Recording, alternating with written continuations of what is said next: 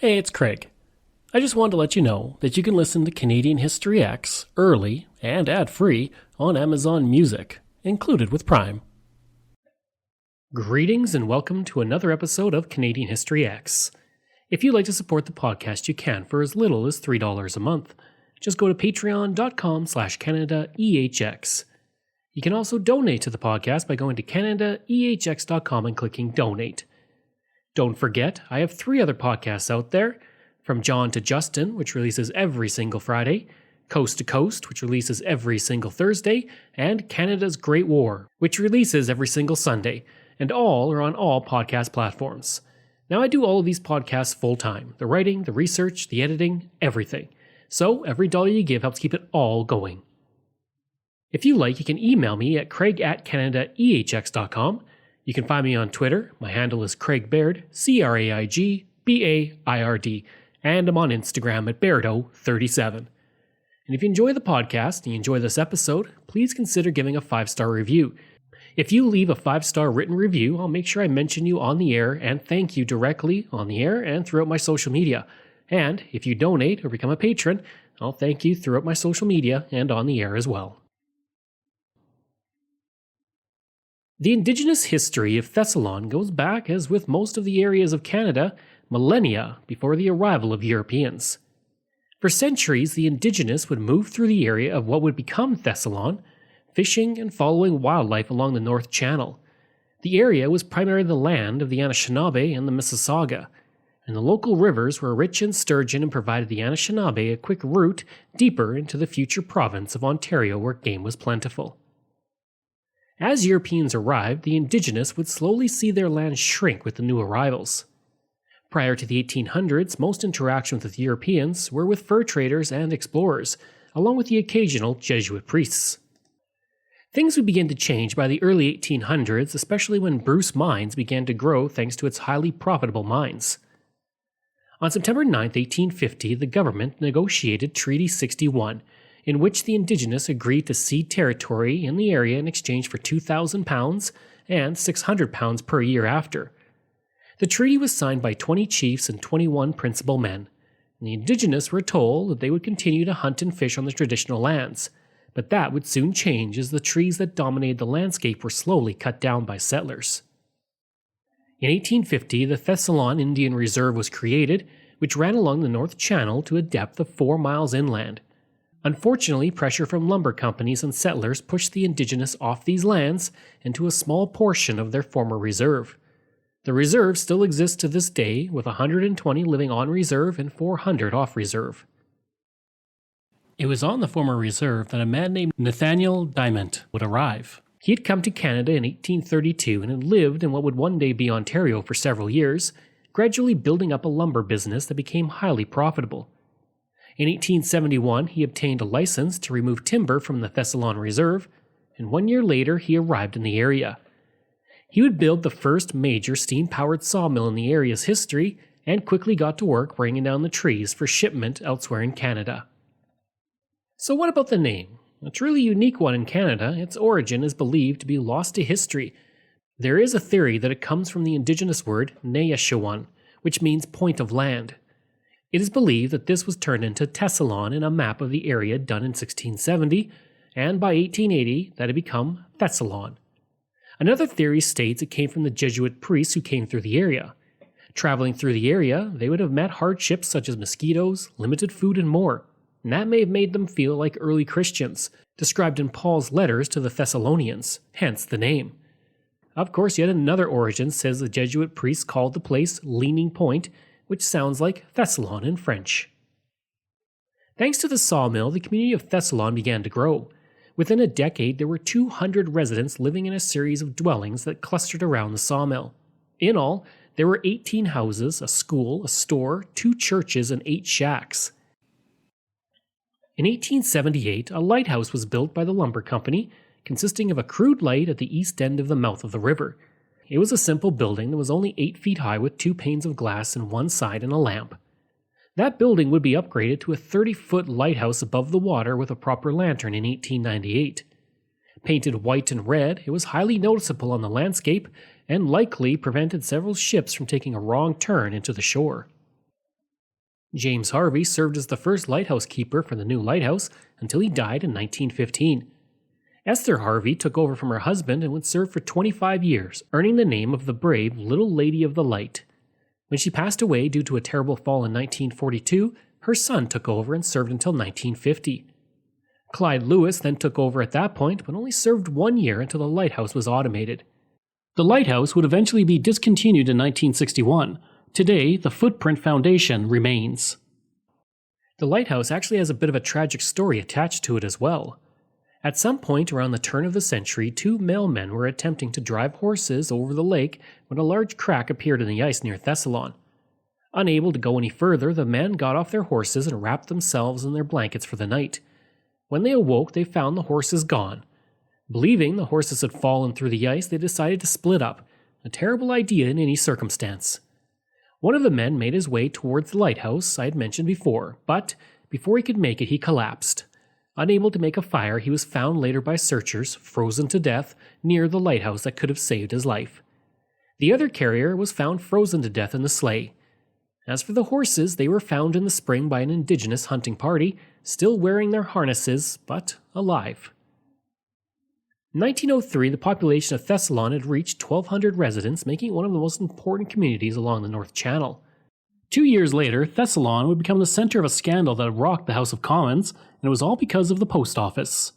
The story goes that the postmaster worked at Thessalon until May 21, 1904, when he resigned. He was then reappointed on February 21, 1905. He'd resigned after the post office inspector visited the community and reported that the assets were not correct and that the postmaster made false returns. It was soon discovered that the postmaster had used $400 from the till to buy a house, $175 to pay for some pulpwood, and another $200 and $300 for other purchases. Rather than be dismissed, he resigned, and Sir William Mullock, the Postmaster General of Canada, gave orders for the dismissal and that a replacement be found. It was later found that while he had resigned in May, he was paid until August. He then became a worker and talker for the local Liberal MP in the election. After the MP was elected, the former postmaster was reinstated as postmaster with what seemed to be a higher salary than before.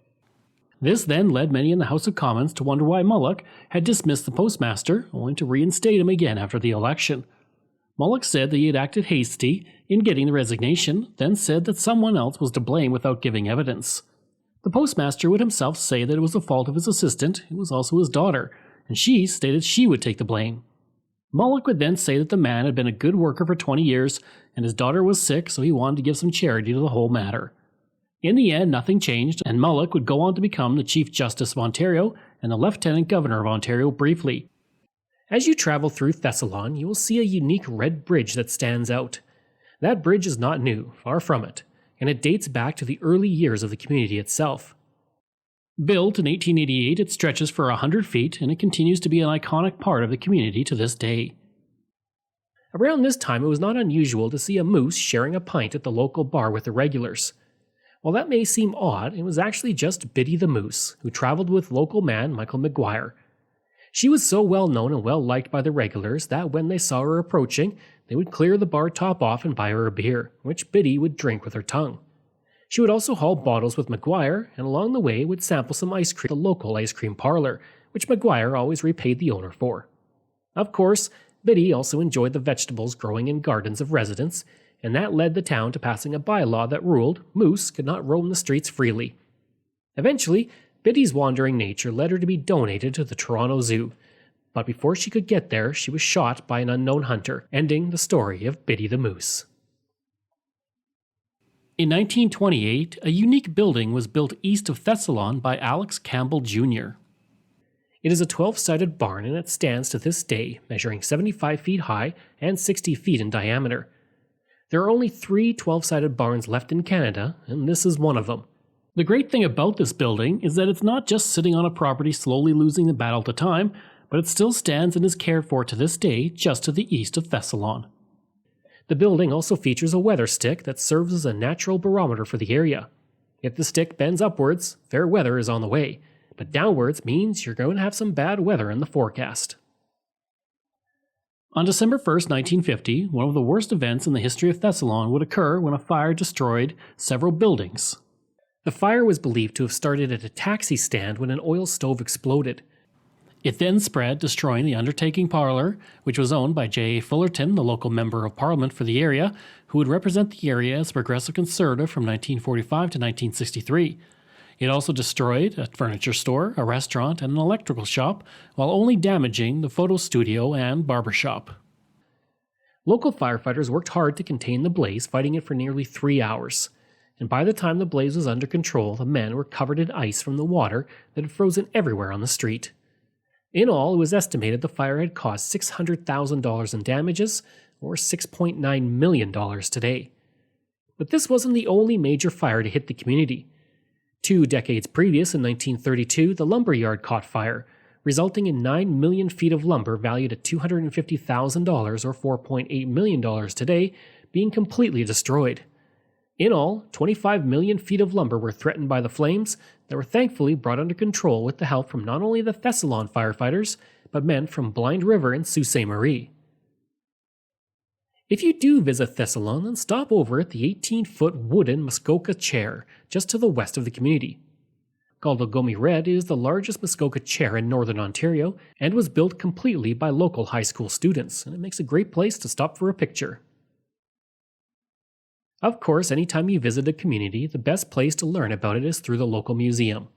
The Heritage Park Museum, just to the north of Thessalon, is a fantastic museum that was built in 1977, and it offers a clear glimpse of what life was like in the area over 100 years ago. On the museum grounds, you can see a general store, a chapel, blacksmith shop, stables, and farming equipment from that period in the area's history. The park also hosts an annual country fair and silent auction, which includes live music, cooking, baking, a tractor show, and much more. Now I'm going to end this episode talking about one of the most beautiful places in Ontario, and it's right near Thessalon. It is called Aubrey Falls, and it's only about a 90-minute drive north of Thessalon. These falls cascade down 53 meters over 7 to 10 different sections, with each section being a drop in of itself. Within the waterfall there is also beautiful pink-orange granite, creating a beautiful and scenic view. The falls also have a deep historical connection. The trail towards the falls was even used by the Group of Seven, Canada's greatest landscape painters, as they looked to capture the beauty of not only the falls but the entire Algoma area during their iconic boxcar tour in 1919.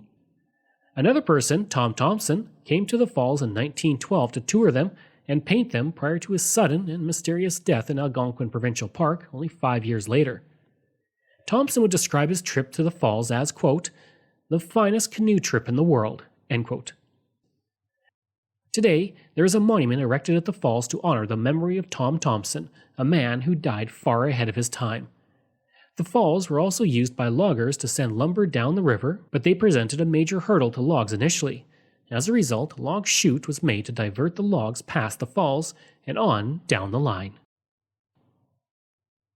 I hope you enjoyed that episode and my look at Thessalon, Ontario. And if you did, please leave a rating and review. If you like, you can reach me through email at craig@canadaehx.com. You can also visit my website where you'll find hundreds of articles on Canada's history as well as all my podcast episodes. Just go to canadaehx.com. And don't forget, you can support the podcast through Patreon. There are multiple tiers to choose from, all with great benefits. You can support the podcast for as little as $3 a month, just like all of these wonderful patrons have, and I apologize if I mispronounce any names. Lionel Romaine, Randy Hayden, Doug Campbell, Reg W., Deborah Carlson, Francis Helbling, Randall McCallum, Diane Wade, Lorianne Kirby, Nick Zinri, Shannon Marshall, Clinton Martinez, Dimitri Chauve, Aaron O'Hara Myers, Robert Dunseith, Todd Casey, Catherine Roy, Luke S., J.P. Bear, Jason Hall, Phil Maynard, and Iris Gray. If you want, you can find me on Facebook. Just go to facebook.com/CanadianHistoryX. You can find me on Twitter. My handle is Craig Baird, CraigBeard. And you can find me on Instagram. Just go to Bairdo37. Thanks. We'll see you again next time.